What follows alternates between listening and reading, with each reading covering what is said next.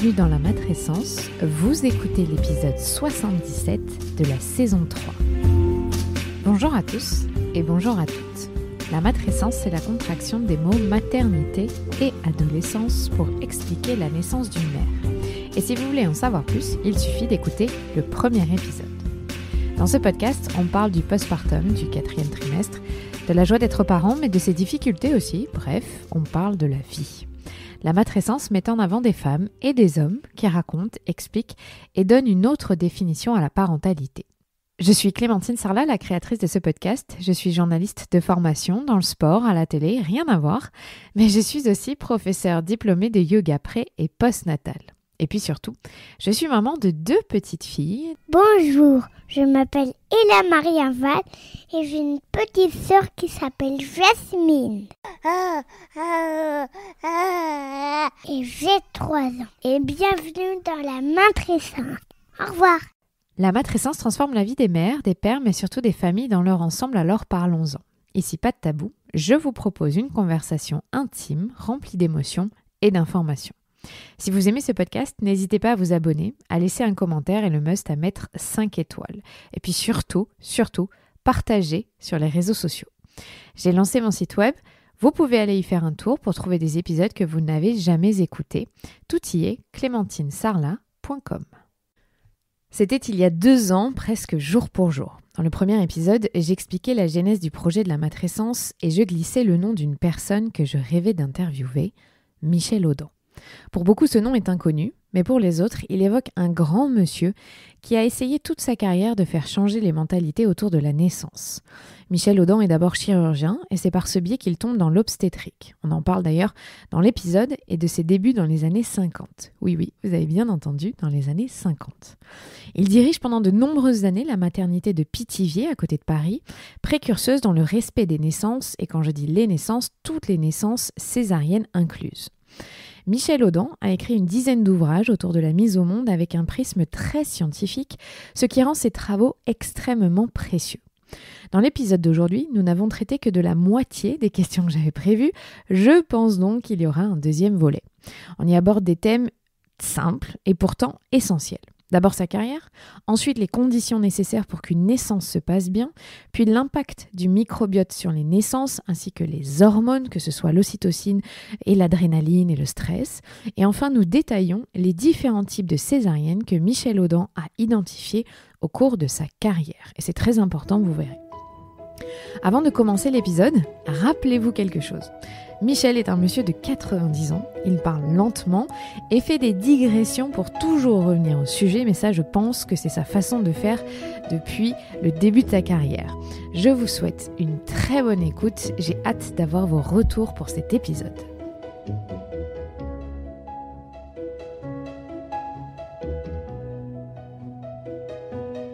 Bonjour Monsieur Audin, merci beaucoup d'être présent dans ce podcast que je suis très fière. J'ai beaucoup parlé de vous dans plein d'épisodes et notamment le tout premier de mon podcast. Donc c'est au bout de 2 ans, j'ai enfin réussi à vous avoir en interview.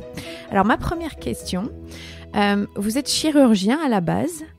Pourquoi est-ce que vous avez basculé dans le monde de l'obstétrique ?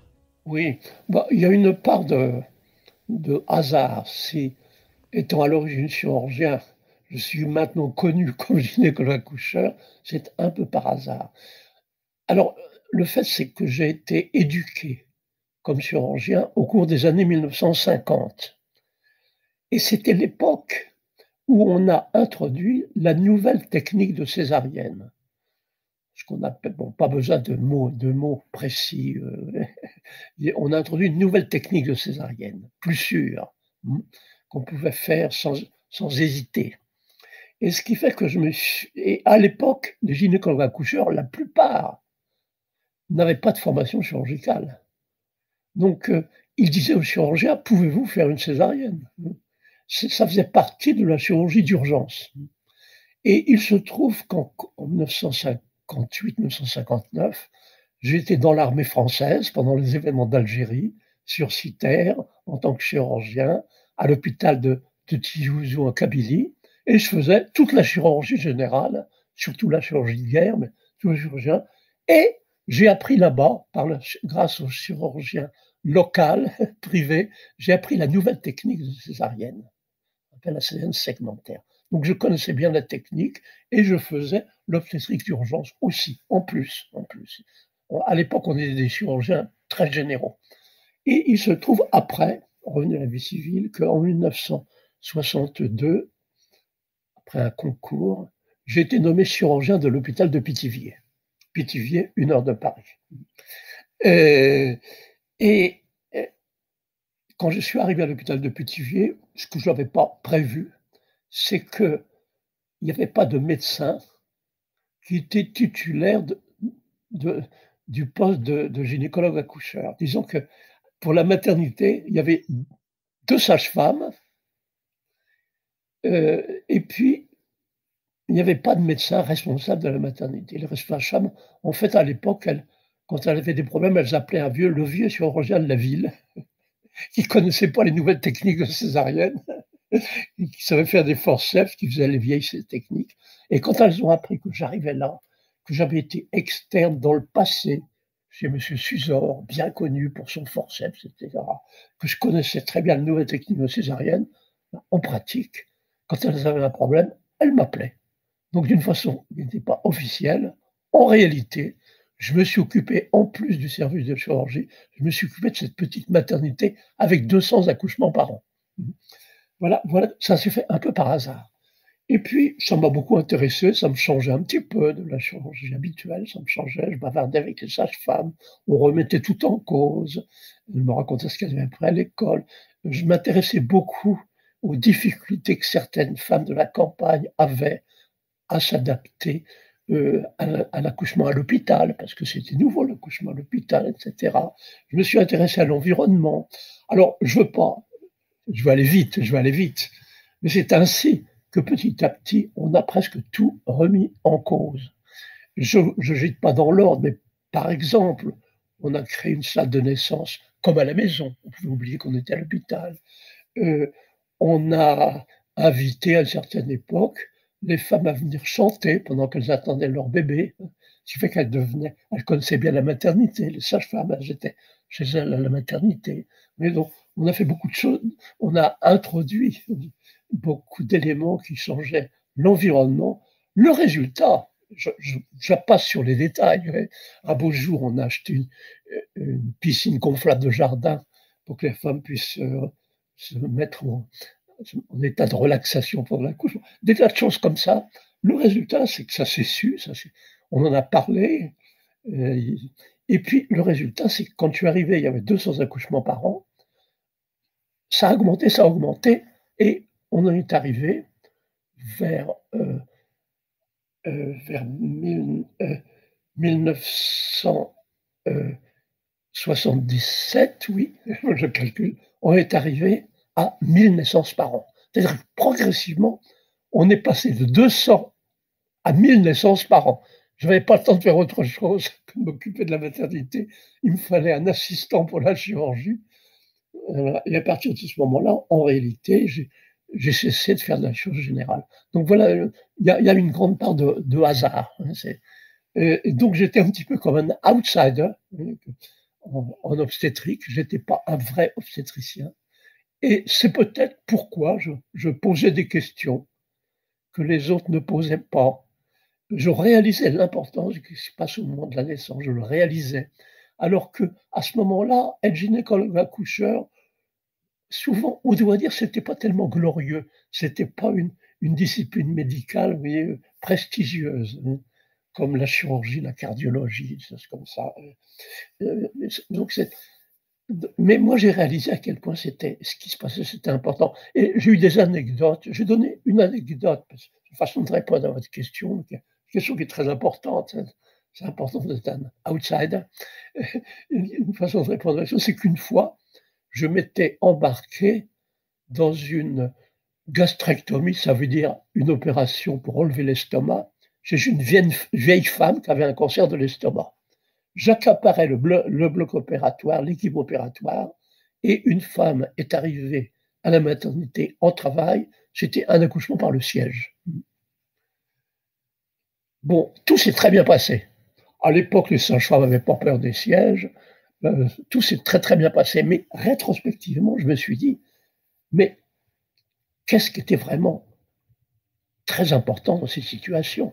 La naissance d'un bébé avec une espérance de vie de 80 ans ou bien cette femme âgée, très âgée, avec un cancer de l'estomac, mais j'accaparais tout le monde pour une chirurgie longue, difficile.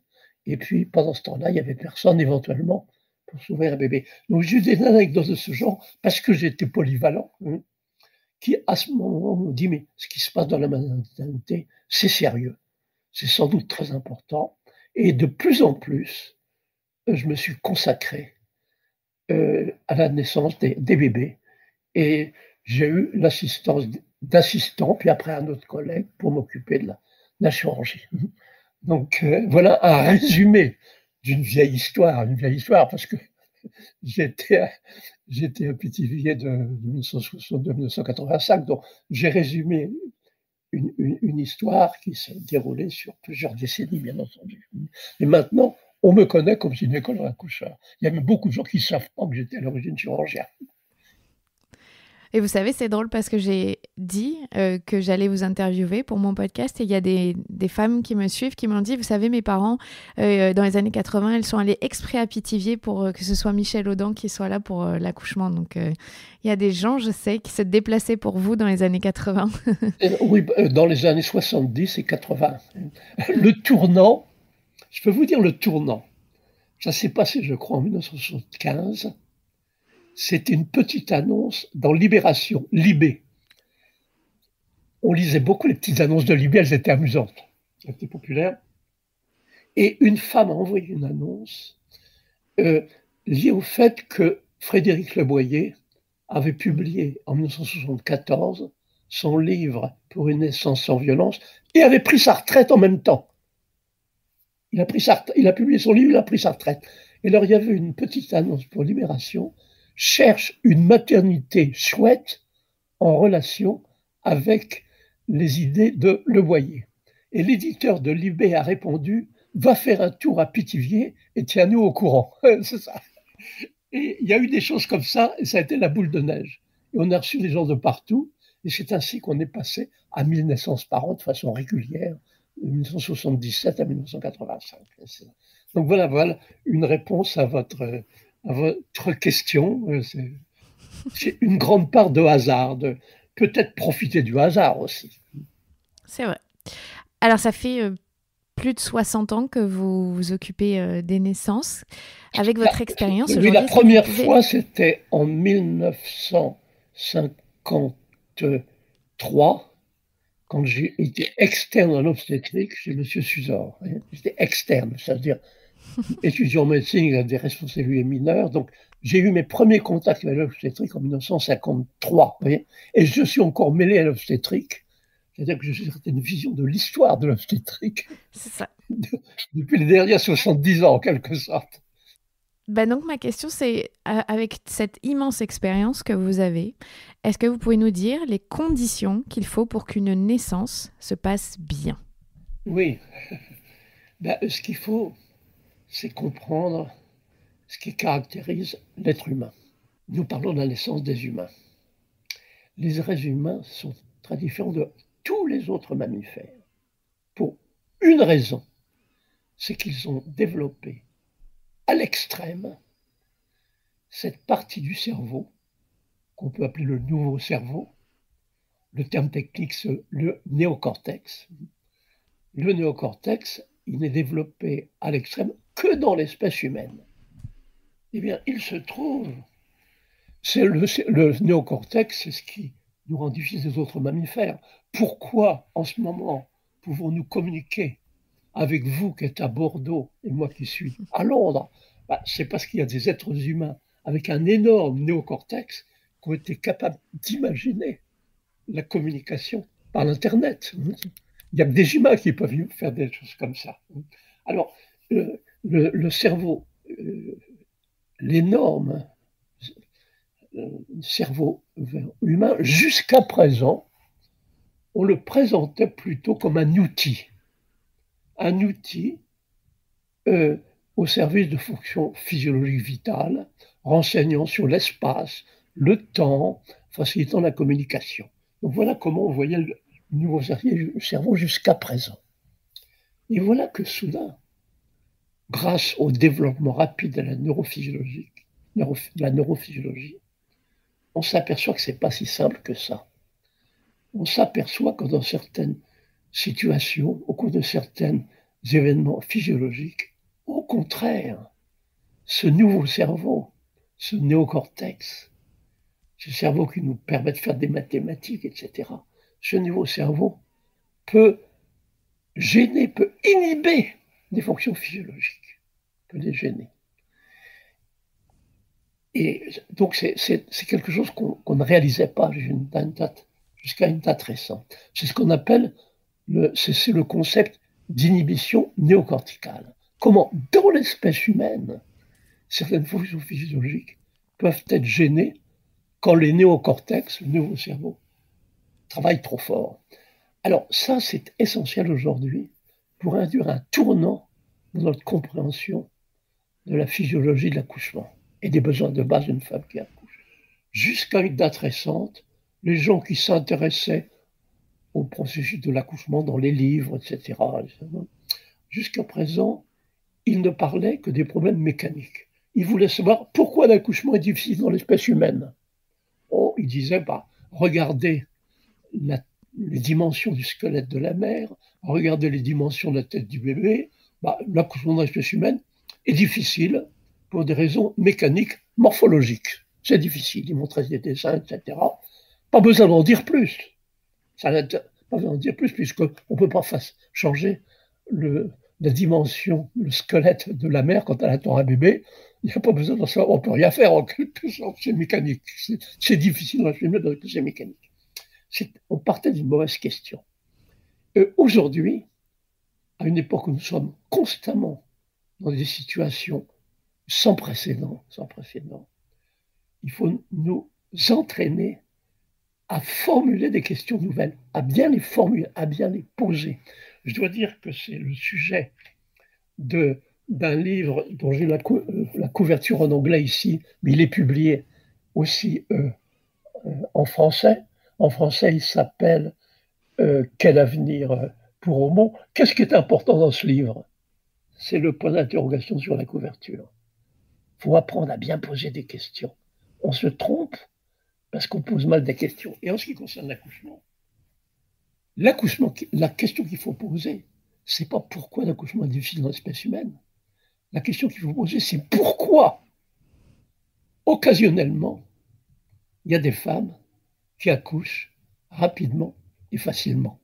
Voilà la question qu'il faut poser, le point de départ. Et je suis certain, parce que je suis au courant de la naissance de votre bébé né il y a 3 ans, je suis certain que vous comprenez l'importance de la question. Vous vous demandez surtout, mais pourquoi moi, j'ai accouché rapidement, facilement, avec ce qu'on appelle un réflexe d'éjection du fœtus, alors que certaines de mes copines, du même âge, qui, vu de l'extérieur, sont à peu près comme moi, ont une césarienne après 48 heures de travail difficile. Voilà la question qu'il faut poser. Et alors, si on pose la question comme cela, à l'époque de la neurophysiologie moderne, alors qu'on comprend le concept d'inhibition néocorticale, comment certaines fonctions physiologiques sont perturbées, sont inhibées, sont neutralisées quand on pense trop, quand le néocortex travaille trop. Et bien, lorsqu'on parle de là, alors tout change. On comprend ce qui se passe. Alors, c'est beaucoup plus facile si on ne met pas tout de suite l'accent sur l'accouchement, mais si on pense à d'autres fonctions physiologiques qui peuvent aussi être inhibées, être neutralisées, être obscurcies par l'activité du cerveau qui pense, du néocortex. Par exemple, le sens de l'odorat. Bon, il y a une expérience très intéressante, très valable, publiée dans des journaux scientifiques qui font autorité, mais je peux la résumer très facilement. Pourquoi le sens de l'odorat dans l'espèce humaine est-il faible? C'est un petit peu la même chose. Eh bien, et pourquoi dans certaines situations il est plus fort? C'est une expérience très simple. Si vous buvez une boisson alcoolisée, un verre de vin. Après cela, votre sens de l'odorat est plus fort, est plus aigu. Qu'est-ce qui se passe quand vous buvez un verre de vin? Vous réduisez le contrôle néocortical. Vous ne pensez plus de la même façon. Et votre sens de l'odorat est plus fort. Ben voilà, ça suffit pour comprendre le concept d'inhibition néocorticale. Mettre au repos le cerveau qui pense, le cerveau si développé dans l'espèce humaine, et certaines fonctions physiologiques sont plus faciles. Alors, s'il y a parmi les gens qui communiquent avec nous maintenant, il y a peut-être des sages-femmes, des médecins qui connaissent bien ce qu'on appelle les réflexes archaïques, les réflexes primitifs. C'est-à-dire que chez un nouveau-né, on peut mettre en évidence des réflexes qui disparaîtront après quelques semaines ou quelques mois, ce qu'on appelle les réflexes archaïques. Ils disparaîtront. Ils disparaîtront quand le nouveau cerveau va se développer très fort. Il va gêner ces réflexes. Ben voilà le concept d'inhibition néocorticale. C'est une autre nouvelle façon de comprendre ce qui caractérise l'être humain, hein, c'est que ce cerveau, si développé dans notre espèce seulement, seulement peut inhiber, peut gêner des fonctions physiologiques. Alors lorsqu'on a compris cela, eh bien, on peut comprendre en quelque sorte d'une façon nouvelle la physiologie de l'accouchement. Et on peut comprendre la solution que la nature a trouvée pour rendre l'accouchement éventuellement facile et rapide, et à moins possible, mais occasionnellement facile. C'est une solution extrêmement simple. Le nouveau cerveau, le néocortex, doit se mettre au repos.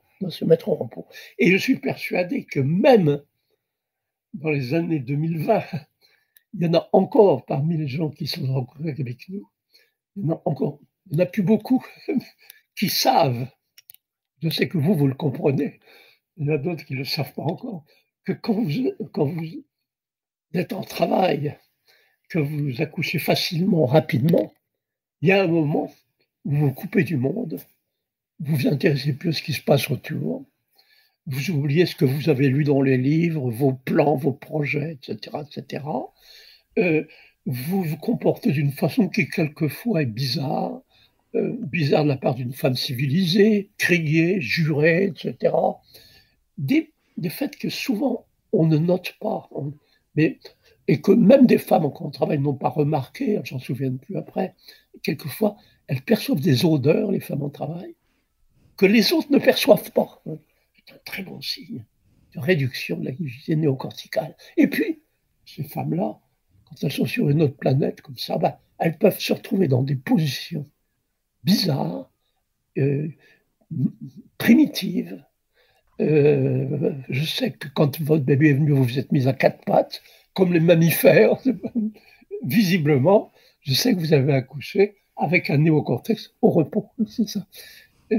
Voilà ce qu'on peut observer. Je suis content de vous y raconter l'instant de votre bébé, parce que vous faites partie de celles qui immédiatement peuvent comprendre le concept d'inhibition néocorticale. Alors quand on a compris cela, il devient extrêmement facile de redécouvrir. Il faut dire redécouvrir, c'est pas facile, parce que ça fait environ 10 000 ans que la naissance est socialisée. C'est un aspect de la domination de la nature. La socialisation de la naissance, c'est un aspect de la domination de la nature, comme la domestication des plantes, l'agriculture, la domestication des animaux, l'élevage. C'est la même nature, et ça. Et à partir de ce moment-là, on a aussi contrôlé l'accouchement, on l'a socialisé, on a introduit des rituels, des croyances, la présence des êtres humains, etc. Donc c'est très difficile aujourd'hui. Ça fait 10 000 ans de socialisation. Mais occasionnellement, eh bien, lorsqu'on a compris ce que nous apprend la neurophysiologie, et lorsqu'on écoute des femmes comme vous, qui savent ce que c'est que d'accoucher rapidement et facilement, eh bien, on comprend quels sont les besoins de base d'une femme qui accouche. La femme qui accouche a besoin d'être protégée contre tout ce qui pourrait stimuler son néocortex, son cerveau qui pense. Qu'est-ce que ça veut dire en pratique? Bien, ça veut dire, d'abord, il ne faut pas lui parler. Il n'y a rien de pire que de parler. à une femme au travail. Surtout si vous lui posez des questions, par exemple. Il ne faut pas lui parler. Ça stimule le néocortex, le cerveau qui pense. C'est ça. Il faut se méfier de la lumière. La lumière stimule le néocortex. Il y aurait beaucoup de choses à dire sur la lumière, mais on n'a pas le temps. Mais disons que c'est un stimulant néocortex. Et d'une façon générale, c'est important que la femme soit protégée contre tout ce qui pourrait attirer son attention. Il ne faut pas, quand une femme accouche, elle ait l'attention attirée par quelque chose. Par exemple, il ne faut pas qu'elle se sente observée. Or, je sais, d'après ce que vous m'avez dit, que quand vous avez accouché, vous ne vous sentiez pas observé, puisque la sage-femme n'était... Vous étiez à la maison, chez vous. La sage-femme n'était pas encore arrivée. Et puis votre mari, il était discret derrière vous. Donc, se sentir observé, ça stimule le néocortex. Il ne faut pas se sentir observé. C'est difficile après 10 000 ans de socialisation d'accouchement. Il faut des situations très, très spéciales, comme celles que vous connaissez, par exemple. Il faut... la lumière, c'est un stimulant du néocortex. Tout ce qui stimule l'attention, c'est un stimulant. Si par exemple vous êtes inquiète à propos de quelque chose, ça stimule votre attention. Donc tout ce qui stimule l'attention stimule le néocortex. Donc voilà. Mais alors ça veut dire que quand on a compris le concept d'inhibition néocorticale, un concept qu'il faut développer, divulguer, faire comprendre, c'est une clé pour comprendre la nature humaine en général, certaines fonctions physiologiques, il faut le divulguer ce terme, inhibition néocorticale, il faut le faire connaître. Eh bien, lorsqu'on a bien compris cela, soudain, on comprend quels sont les besoins de base d'une femme qui accouche. Et on comprend pourquoi des femmes comme vous ont accouché très vite. Vous m'avez dit, tout d'un coup, je me suis retourné, j'ai eu une grosse contraction, et puis bébé était né. J'ai eu ce qu'on appelle, ce que j'ai appelé un réflexe d'éjection du fœtus, ce qui est très mal connu aujourd'hui, très mal compris, mais vous comprenez ça. Donc, vous êtes une personne idéale pour transmettre, pour faire transmettre. Nous sommes ensemble, je crois que nous avons ce pouvoir de transmettre l'essentiel. Vous, parce que vous avez accouché, sans être dans un environnement socialisé, sans être observé, etc. Et puis moi, parce que je me suis occupé d'environ 15 000 naissances, donc j'ai une autre perspective. J'ai une autre perspective, mais c'est complémentaire. On se comprend, nous nous comprenons.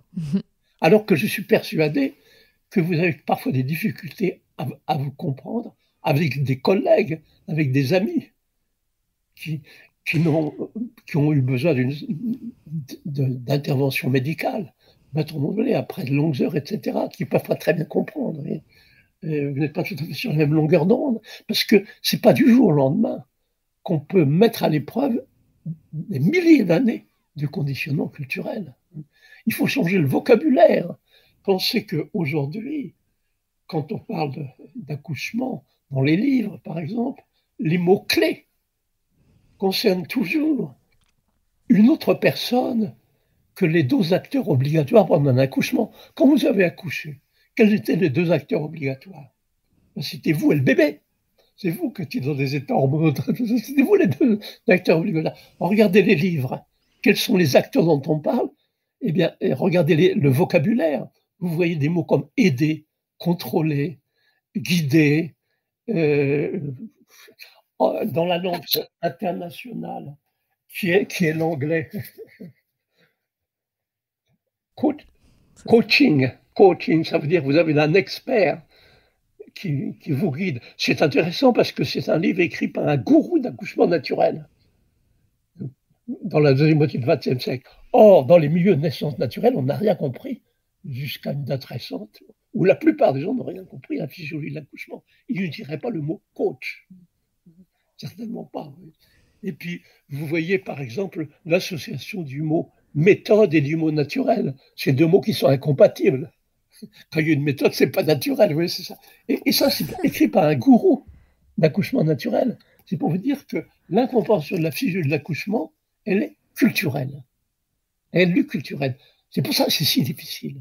La seule façon de s'en sortir, c'est de bien poser des questions et de d'accepter, d'apprendre ce que nous enseigne la neurophysiologie moderne, et en particulier le concept d'inhibition néocorticale. Il faut toujours en revenir à cela. C'est une clé pour comprendre la nature humaine, et c'est une clé pour comprendre les besoins de base d'une femme qui accouche en particulier. Donc voilà où nous en sommes aujourd'hui. Il faut le faire savoir, il faut divulguer. Il ne faut pas essayer de remplacer ce concept par un autre. Ça ne veut pas dire exactement la même chose. Je crois que c'est le devoir de divulguer ce concept. Et le reste suivra. C'est urgent. C'est urgent parce qu'on a atteint les limites de la domination de la nature. Il n'y a pas de doute. On est au bord du précipice. Pensez qu'à l'échelle mondiale, aujourd'hui, le nombre de femmes qui mettent au monde le bébé et le placenta grâce à la libération de ce qu'on considère être un cocktail d'hormones de l'amour, ce nombre est devenu insignifiant. Plus besoin d'hormones de l'amour pour mettre au monde des bébés. Plus besoin d'ocytocine naturelle, il y a des perfusions, ou plus besoin d'accoucher par voie vaginale, il y a des césariennes, etc. On est au bord du précipice. Au bord du précipice. Rendre les hormones de l'amour inutiles dans une telle période, c'est une étape dans l'histoire de l'humanité. Comment mettre ça en cause? C'est pour ça qu'il faut changer de façon de penser. Changer de façon de penser, ça veut dire un nouveau vocabulaire. Ça veut dire qu'au lieu de toujours parler de guider et décontrôler, il faut parler de protéger. Tout ce qu'on peut faire pour un processus volontaire, c'est le protéger contre ce qui pourrait le gêner. Vous m'avez dit que quand vous avez accouché, autour de vous, il n'y avait personne d'autre que votre mari qui était discret et derrière. Un peu sans doute comme un protecteur. Il serait intervenu si quelqu'un avait voulu rentrer. Vous voyez ça. Or, avec la neurophysiologie moderne, et en écoutant des femmes comme vous, il y en a très très peu, des femmes qui ont votre expérience, il y en a très très peu, eh bien, on peut comprendre l'essentiel. Une femme qui accouche a besoin d'être protégée, non pas aidée, non pas accompagnée, non pas protégée contre tout ce qui pourrait stimuler le cerveau qui pense, le néocortex. Voilà. C'est assez facile à dire, mais c'est incroyablement difficile de remettre en cause des millénaires de conditionnement culturel, des millénaires de tradition. Très difficile de remettre en cause la tradition. Bien, merci d'avoir posé d'emblée cette question essentielle. C'est vraiment le genre de questions qu'il faut poser aujourd'hui. Alors que nous avons atteint dans ce domaine, comme dans d'autres domaines, les limites de la domination de la nature. Vous avez parlé de ce cocktail de l'amour, l'hormone et l'ocytocine. Est-ce que vous pouvez nous expliquer le rôle qu'il a et pourquoi aujourd'hui on utilise beaucoup l'ocytocine de synthèse et les conséquences? Oui, il est bien connu aujourd'hui que les hormones impliquées dans l'accouchement ont des effets sur les comportements. C'est relativement récent. Par exemple, on peut dire que jusqu'à décembre 1979, il n'y a pas eu une seule étude publiée dans les littératures scientifiques ou médicales sur les effets comportementaux de l'ocytocine.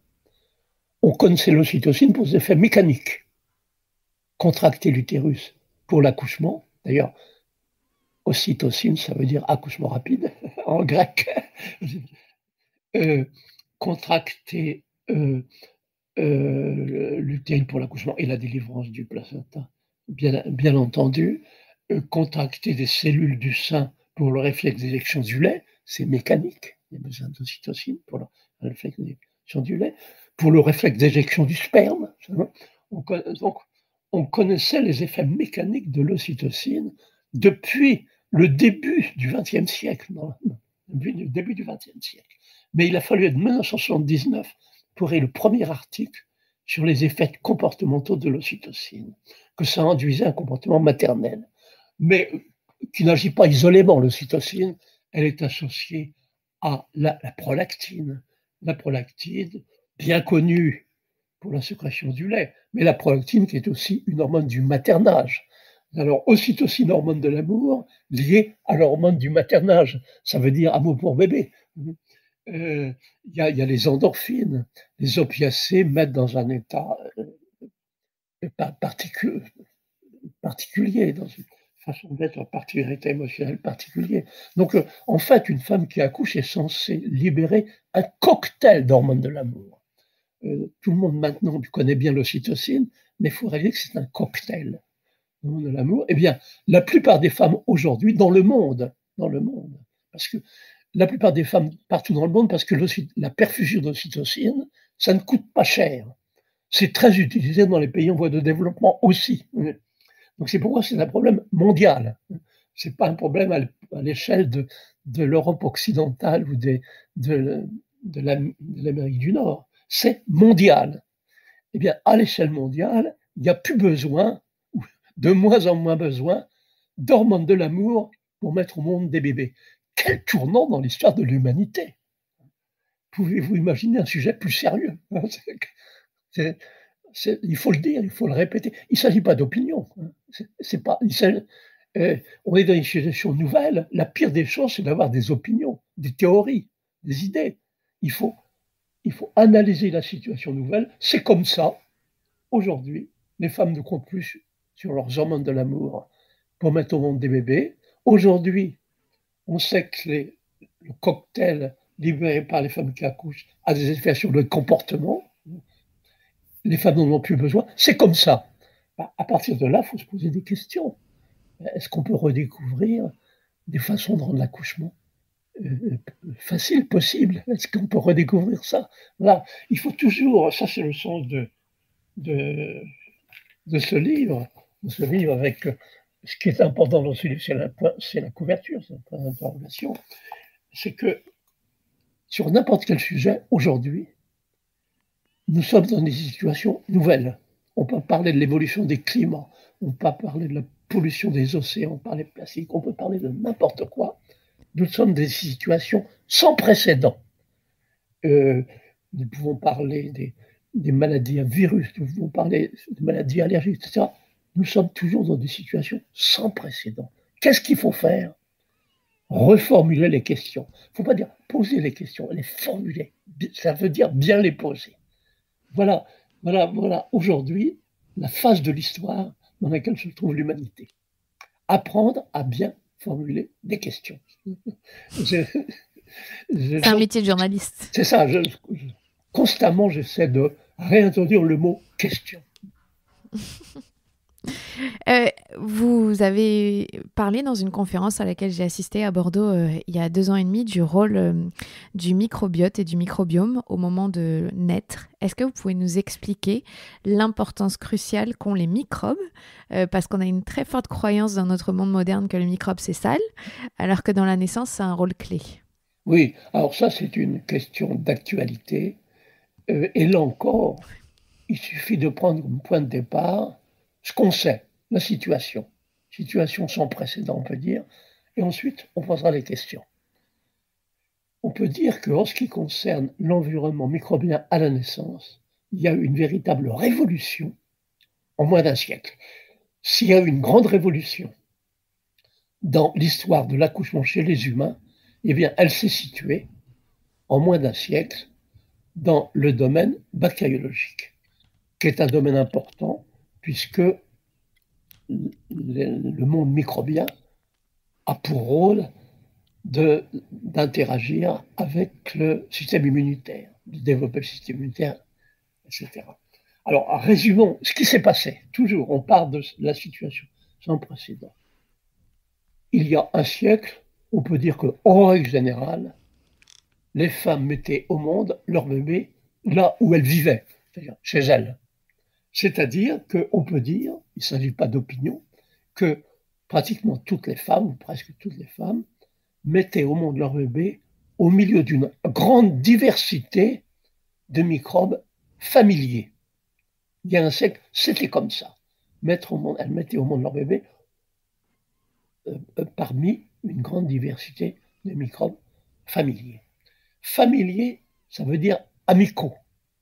Parce que quand des microbes sont familiers, ça veut dire que le système immunitaire sait s'adapter, se vivre avec ces microbes, etc. Donc, les microbes familiers sont habituellement des microbes amicaux. Donc, c'était comme ça il y a un siècle, pas de doute. Aujourd'hui, pas de doute, c'est le contraire. À part quelques femmes comme vous qui sont très minoritaires et qui accouchent chez elles, on peut dire qu'aujourd'hui, en règle générale, les femmes mettent au monde leur bébé ailleurs. C'est plus la naissance à la maison, c'est la naissance ailleurs. Le moins important, c'est ailleurs. Pas besoin de donner des précisions. Dès l'instant où on est ailleurs, on est dans un environnement bactériologique qui n'est pas familier. On n'a rien changé à ça, c'est comme ça. C'est comme ça. Et puis on doit dire qu'aujourd'hui, ailleurs, souvent ça veut dire un environnement microbien qui manque de diversité. Sans citer le mot hôpital, il n'y a pas la même diversité de microbes dans une salle d'accouchement ou une salle d'opération moderne que chez soi. C'est ça. Dans les toilettes qu'on a chez soi, etc. Donc voilà ce qu'on peut dire. Donc il y a eu une révolution. Alors pourquoi il faut souligner à ce sujet les particularités humaines? Eh bien, il y a une particularité humaine, c'est que le placenta humain a une structure très spéciale. Je n'entre pas dans les détails, mais le placenta humain est très efficace pour transférer l'équipe microbe maternelle du sang de la mère au courant sanguin du fœtus. En gros, pour résumer, on peut dire qu'un bébé humain, quand il naît, a les mêmes anticorps appelés IgG, et même souvent une concentration plus élevée, les mêmes anticorps que sa mère. C'est-à-dire que quand un bébé humain vient au monde, eh bien, la question qu'on se pose, c'est quels sont les premiers microbes qui vont occuper le territoire? Et la question est importante, parce que ces premiers microbes qui vont occuper le territoire vont commencer à éduquer, à programmer le système immunitaire du bébé. Alors la question se pose d'une façon spéciale dans l'espèce humaine, à cause de ce fait que le bébé humain a les mêmes anticorps, les mêmes IgG que sa mère. C'est pas la même chose pour les autres mammifères. Par exemple, un petit veau, quand il vient au monde, il a pratiquement pas reçu d'anticorps de sa mère.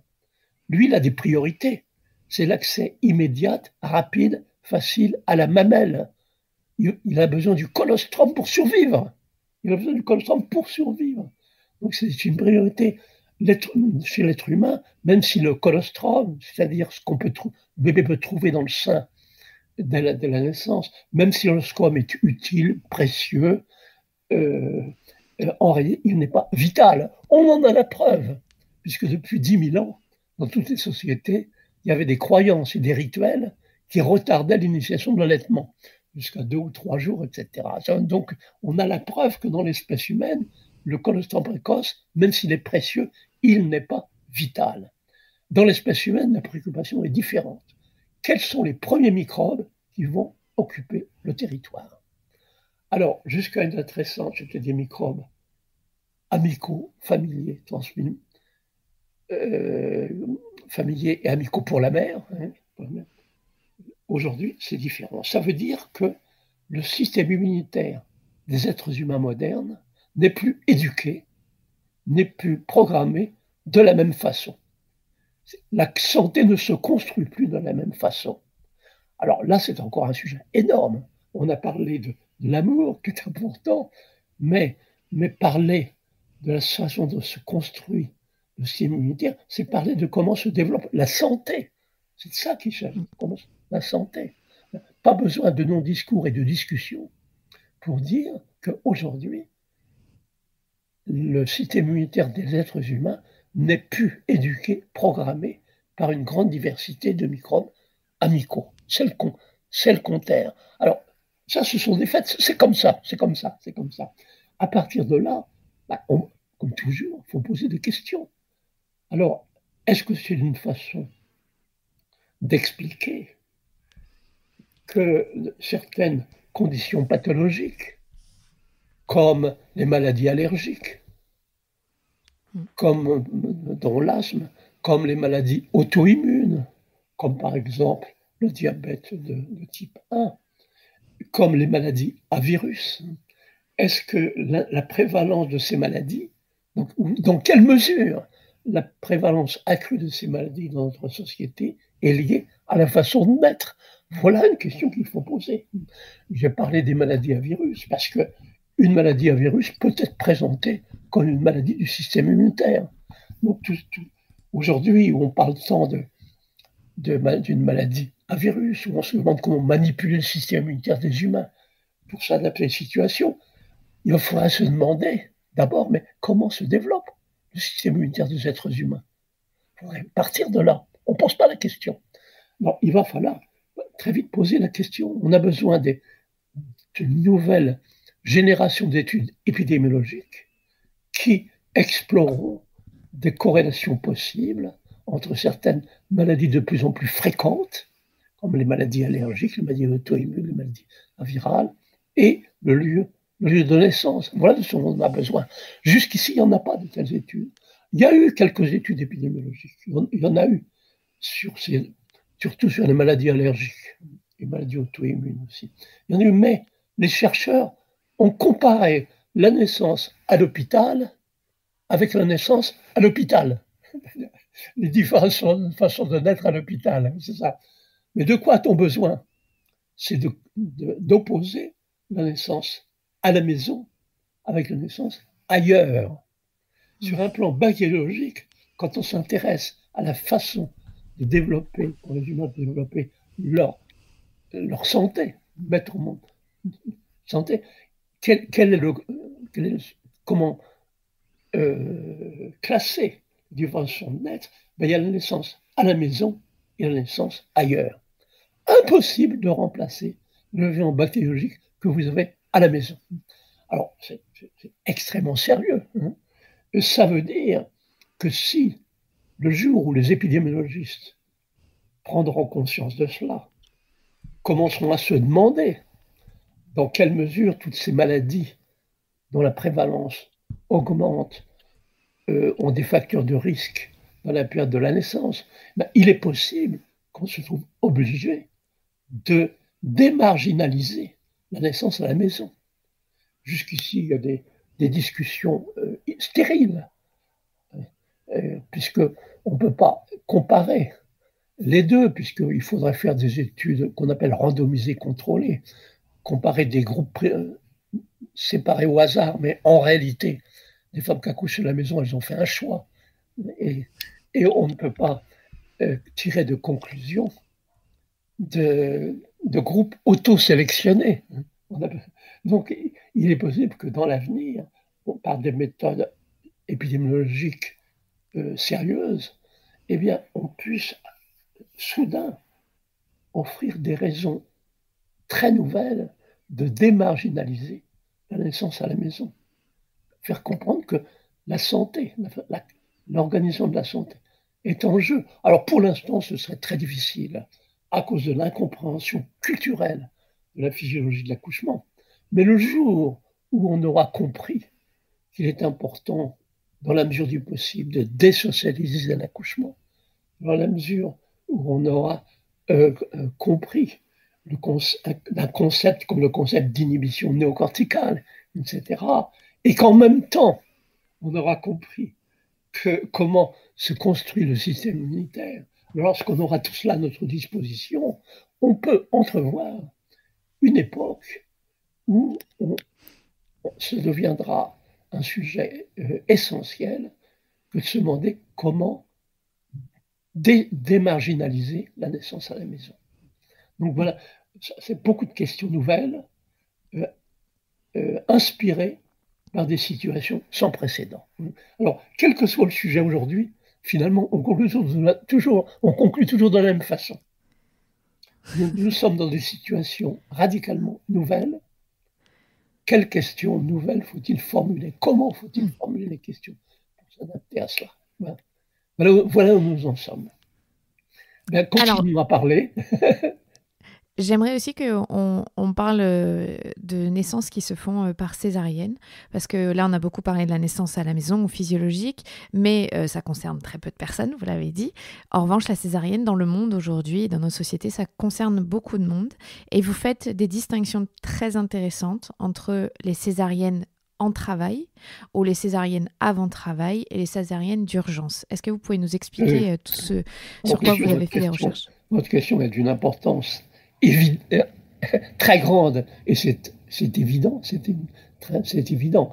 C'est vrai que dans certains pays comme la Chine, comme la Turquie, comme certains pays d'Amérique latine, comme le Mexique ou le Brésil, etc., puis d'autres comme Chypre, dans la communauté européenne, etc., eh bien, les taux de césarienne sont au-dessus de 50%. Ça veut dire que la plupart des femmes accouchent par césarienne. Dans ça. Bon, on n'en est pas encore là en Europe occidentale, dans un pays comme la France, la Grande-Bretagne, mais on est un petit peu dans cette direction. Alors, donc, votre question, elle est énorme. Après avoir souligné qu'il fallait d'abord classer les naissances en deux groupes sur un plan bactériologique, les naissances à la maison, les naissances ailleurs, vous avez raison de poser la question, mais est-ce qu'on peut comparer différentes sortes de naissances par césarienne? Alors là, une fois de plus, ça nous oblige à prendre le point de vue du bébé. Il y a une chose qu'il faut souligner, c'est que quand on parle d'obstétrique, jusqu'à notre récente, on a tendance à toujours prendre le point de vue des adultes. Par exemple, imaginez qu'on contraste une césarienne en cours de travail puis une césarienne avant que le travail ne commence. Du point de vue des adultes, ça peut être plus confortable de programmer une césarienne avant que le travail ne commence. Ça peut être plus confortable pour les adultes que de faire, par exemple, programmer une césarienne mercredi matin à 10h. Pour les adultes, c'est peut-être plus confortable que de prendre le risque de faire une césarienne pendant le week-end à 3h du matin. Donc, cette question que vous posez, elle oblige à se dire, il y a deux points de vue. Il y a le point de vue du bébé, puis il y a le point de vue des adultes. Eh bien, lorsqu'on parle de ce point de vue, on peut immédiatement dire qu'il y a une première façon de classer les césariennes.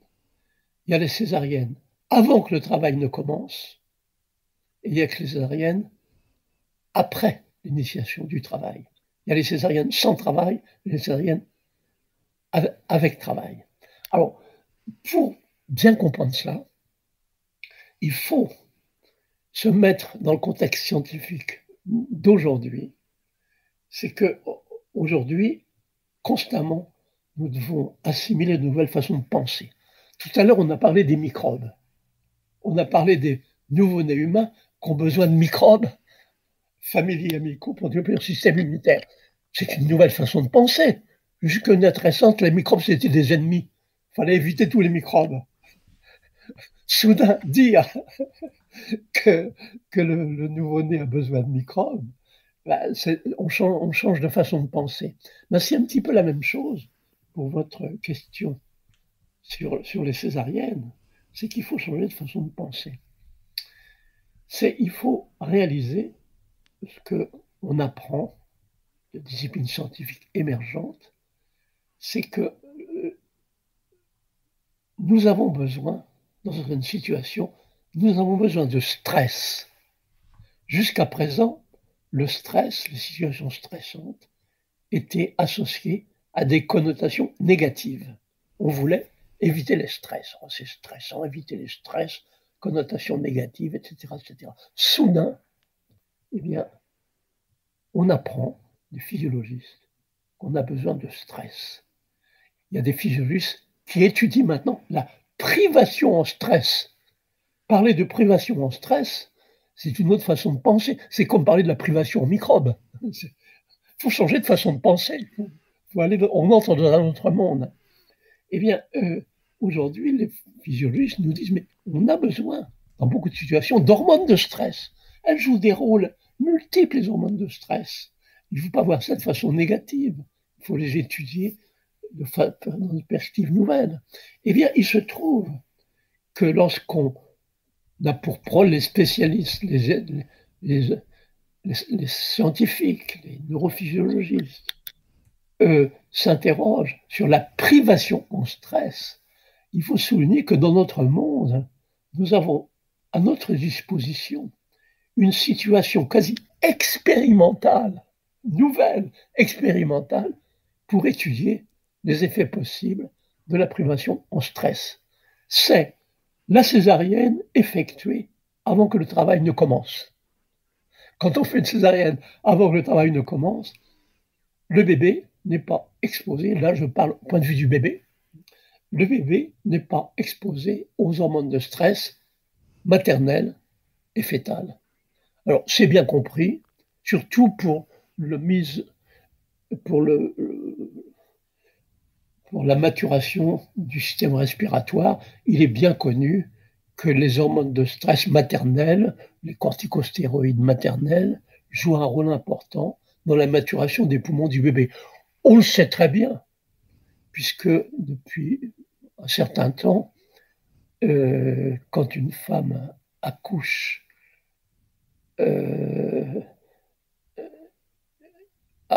va accoucher prématurément, sur le point d'accouchement, on lui donne des corticostéroïdes pour achever la maturation des poumons du bébé. Et puis on sait très bien aussi aujourd'hui que pendant un accouchement, le bébé est censé libérer des hormones de la famille de l'adrénaline, ce qu'on appelle de la noradrénaline, en ce qui concerne le fœtus, qui joue un rôle aussi important dans la maturation des poumons du bébé. Donc déjà, c'est une première façon de dire, bien, un bébé qui naît par césarienne avant le début du travail est privé d'hormones de stress, qui ont des rôles importants à jouer. Alors, on le savait depuis un certain temps à propos de l'éducation du système respiratoire. On y pensait, parce que c'est vital, c'est vital. Mais récemment, on a appris que c'est beaucoup plus complexe que ça.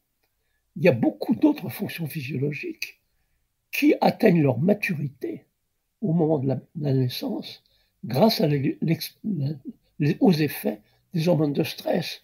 Par exemple, il y a une étude suédoise qui a montré que les hormones de stress fétales, c'est-à-dire en pratique la noradrénaline, achèvent la maturation du sens de l'odorat. Alors, je vais rapidement résumer cette étude importante qui a passé toutes certaines mesures inaperçues parce qu'on ne s'intéresse pas beaucoup à la façon dont se développe le sens de l'odorat en règle générale. Alors, cette étude a consisté à exposer des nouveau-nés à des odeurs spécifiques, très spéciales. Dès qu'ils naissaient, on les exposait à des odeurs. Puis on s'est aperçu, les chercheurs ont démontré que après 3 ou 4 jours, les bébés montraient qu'ils reconnaissaient ces odeurs. Ils les identifiaient, ils les reconnaissaient. Ça veut dire que leur sens de l'odorat était fonctionnel. Tous les bébés reconnaissaient les odeurs auxquelles ils avaient été exposés immédiatement après la naissance, sauf ceux qui étaient nés par césarienne avant le début du travail. Ceux-là ne reconnaissaient pas les odeurs. Et comme l'étude comportait une évaluation des concentrations en noradrénaline, en hormone de stress du fœtus, eh bien, ils ont démontré que c'était l'hormone de stress du fœtus qui achevait la maturation du système de l'odorat. Donc voilà un exemple parmi d'autres pour dire que les hormones de stress jouent des rôles importants, nouveaux, divers. Il ne faut pas associer stress avec connotation négative. Voilà ce qu'on peut dire. Alors vous direz, ah oui, c'est intéressant, mais moi je dirais c'est important. Pourquoi c'est important? C'est important parce que ça veut dire que c'est important si on comprend que c'est important si on rappelle que c'est en grande partie par le sens de l'odorat que le nouveau-né humain est guidé vers le mamelon. Alors, ça n'avait pas d'importance dans le passé, puisqu'on ne savait pas que dans l'espèce humaine, l'allaitement était censé commencer dans l'heure qui suit la naissance. Je dois dire que je crois être le premier qui a écrit sur ce sujet en 1977. Donc, comme on ne savait pas, et de toute façon, on ne s'intéresse pas au sujet. Donc, il est important de souligner cela. Et donc, le bébé, et c'est en grande partie sans doute par le sang de l'odorat que le nouveau-né identifie sa mère. Ça joue un rôle important dans la relation mère-bébé. Alors, voilà. J'en dis pas plus. On pourrait élargir le sujet, il est énorme. Mais ça veut dire que quand on se met à la place du bébé, à la place du fœtus, et non pas à la place des adultes, et qu'on essaie de répondre à votre question, eh bien, on se dit, il y a deux sortes de césariennes. Il y a les césariennes sans travail, c'est-à-dire qu'on décide de faire avant que le travail ne commence, et puis les césariennes avec travail. On attend que le travail commence pour décider de faire une césarienne, ou on l'a fait de toute façon quand le travail est déjà en route. Et dans ce cadre, césarienne en cours de travail, en fait, il y a deux groupes.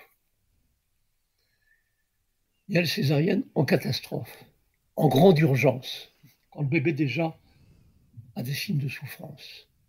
On est inquiet, on se dépêche, on va vite.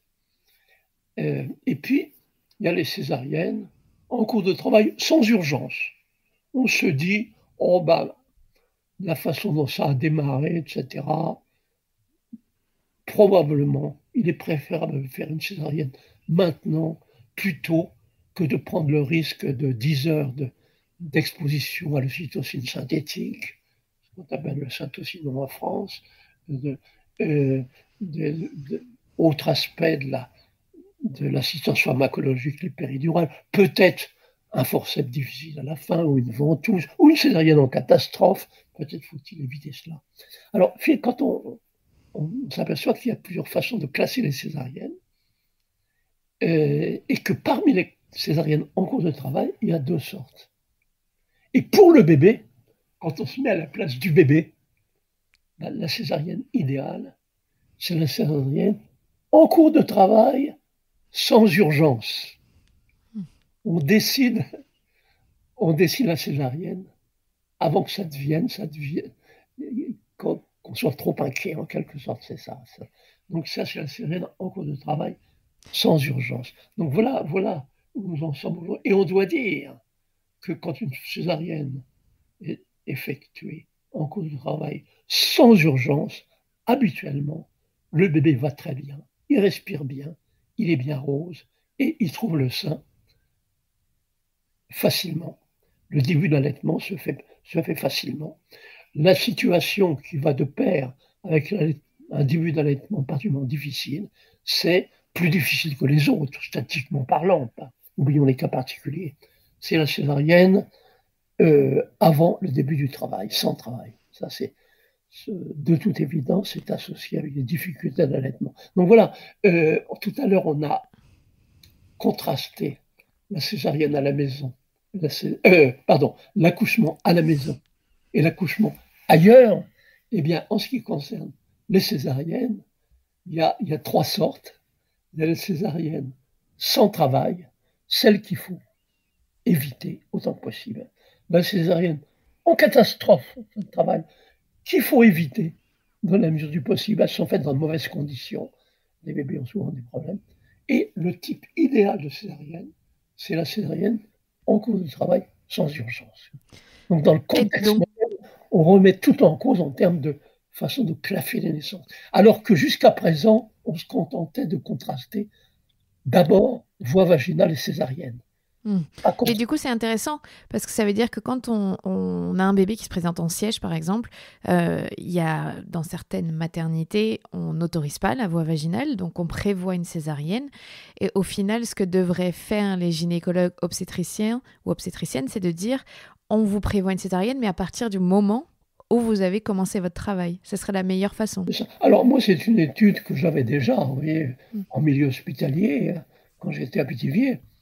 C'est de dire à certaines femmes, dans votre cas particulier, je pense qu'il sera sage vous accouchez par césarienne. Mais, du point de vue du bébé, il semble préférable qu'on attende que vous vous mettiez en travail, que le bébé donne un signal disant qu'il est prêt, on attend que vous vous mettiez en travail, et à ce moment-là, vous venez, et on fera à ce moment-là, dans un tel contexte, la césarienne. Donc déjà, utiliser le concept dit de césarienne en cours de travail sans urgence, il y a déjà plusieurs décennies. C'est très difficile à introduire ce concept. D'ailleurs, quand je parle de ça, les gens ne comprennent pas très bien tout de suite ce que je veux dire. Césarienne en cours de travail sans urgence.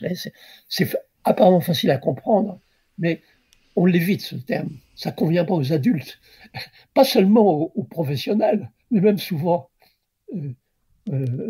à la famille. La famille, souvent, préfère une césarienne. Si on dit qu'il faudra faire une césarienne, souvent, la famille préfère de décider la date et l'heure de la césarienne.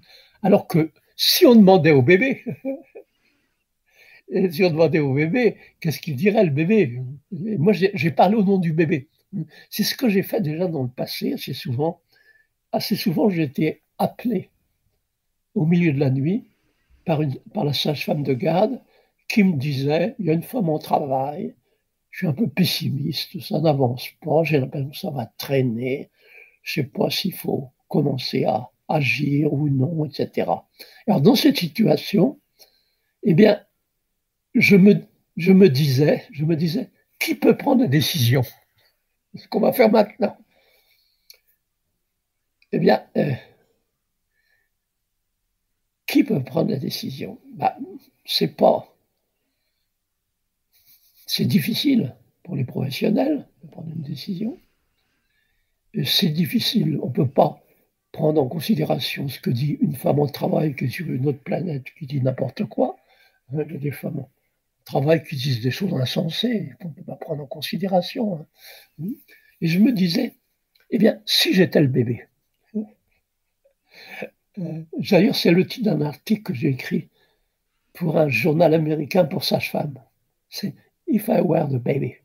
Si j'étais le bébé. C'est-à-dire que dans ce cas-là, si j'étais le bébé, qu'est-ce que je choisirais? Eh bien, je disais, peut-être bien, je crois que si j'étais le bébé, je dirais, faites une césarienne maintenant, plutôt que d'attendre que je passe 10 heures sur perfusion d'ocytocine synthétique, plutôt de prendre le risque d'un forceps difficile, de faire une césarienne en catastrophe. Si j'étais le bébé, c'est le titre de mon article, si j'étais le bébé, peut-être que je dirais, faites une césarienne maintenant. Donc c'est pour dire que je posais une fois de plus, l'important c'est de bien formuler la question. Alors on peut formuler la question du point de vue des adultes, c'est assez simple. Pour les adultes, c'est confortable de programmer une césarienne, ou on peut prendre le point de vue des bébés qui, eux, sans doute, souvent, pourraient préférer la césarienne en cours de travail sans urgence. C'est un terme nouveau, qui est très mal compris. D'ailleurs, c'est très mal compris. Dans les milieux médicaux, très souvent, on confond césarienne avant le travail et césarienne programmée. Or, on peut programmer une césarienne qui sera faite en cours de travail. Donc, quand on parle de césarienne programmée dans les milieux médicaux, ça veut dire avant que le travail ne commence. Mais non, on peut programmer une césarienne en cours de travail. Et puis, on confond césarienne en cours de travail et une césarienne d'urgence. On peut faire une césarienne en cours de travail avant le stade d'urgence. Donc il faut complètement remettre en cause toutes les classifications des façons de naître. Voyez, quel que soit le sujet, la bactériologie, il faut remettre en cause le vocabulaire. Remettre en cause le vocabulaire. J'ai une dernière question pour vous, qui doit résumer un peu, mais quelles sont les conséquences pour l'humanité si on continue de perturber autant la naissance? C'est la question essentielle. À laquelle qu'on pose rarement, mais l'important c'est de comprendre qu'elle est essentielle, se pas se précipiter à offrir des réponses, parce que les conditionnements culturels peuvent changer très vite, et de façon inattendue. les prises de conscience sont mystérieuses. Il y a souvent des facteurs inattendus qui induisent des prises de conscience. Donc, il n'est pas question d'anticiper, pas question d'être des prophètes. Tout ce qu'on peut dire, c'est que à l'époque actuelle, je ne peux pas imaginer de questions plus importantes que celles que vous posez. Quel est l'avenir de l'humanité, des êtres humains, s'il n'y a plus besoin d'hormones de l'amour pour mettre au monde bébé et placenta? Bien formuler les questions. Et puis, quel est l'avenir de l'humanité si le système immunitaire des êtres humains n'est plus programmé dès la naissance par des microbes amicaux d'une grande diversité? Voilà, je ne vais pas répondre à votre question parce que je n'en ai pas le pouvoir, et c'est trop complexe, mais l'important aujourd'hui, c'est de formuler ainsi ces questions essentielles. Ça, vous m'obligez à conclure finalement en remontrant ce gros point d'interrogation rouge. Nous sommes à l'ère des points d'interrogation. Mais merci pour cette dernière question, parce que ça me permet de répondre en offrant un résumé de tout ce que a été notre conversation aujourd'hui. Merci. Non, merci à vous. Merci à vous. J'espère que ça va éclairer certaines femmes qui se posent des questions et des professionnels de santé aussi, parce que malheureusement, votre discours ne traverse pas toujours toutes les portes. Il faut toucher le milieu culturel, tout le monde. Oui, tout le monde, vous avez raison. Et la naissance, ça concerne tout le monde. C'est le milieu culturel. L'incompréhension de la physiologie n'est pas particulière aux professionnels ou à des groupes humains, c'est tout le monde, c'est culturel. Voilà. Merci beaucoup Michel, merci vraiment du fond du cœur d'avoir accepté cette interview. Je suis honorée de vous avoir reçu dans ce podcast et j'espère que vos paroles vont se balader dans les oreilles de plein de monde. Merci. C'était Michel Audin, chirurgien, obstétricien, auteur et conférencier autour de la naissance. Je suis Clémentine Sarlat, votre hôte. Si vous avez aimé cet épisode, n'hésitez pas à le partager autour de vous et sur les réseaux sociaux @lamatrescence. À la semaine prochaine, prenez soin de vous.